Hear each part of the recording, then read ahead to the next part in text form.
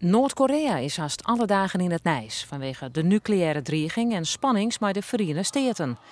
Er heen ik in op vakantie lijkt dan ik net zo voor de hand, maar Rineke Veenstra van Grauw is krekt waarom van een 16-daagse groepsreis door het isolaire land. Met name moesten de camera's en de telefoons moesten bezien worden.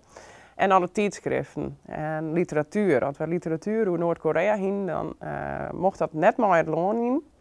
Want ze zijn nogal bang dat de verkeerde informatie het loon in komt. De informatie die zij daar hebben, die komt net door maar de informatie die wij hebben.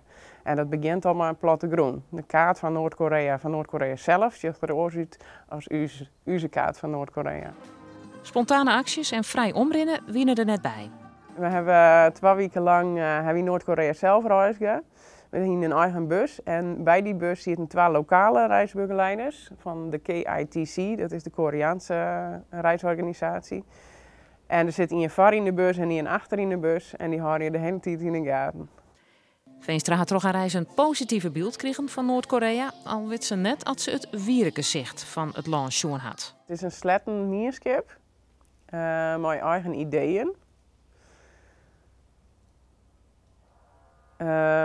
Bij een heel soort mensen dwaarmatten wat ze opleiden wordt. Maar ik geloof net dat iedereen heel ongelukkig is.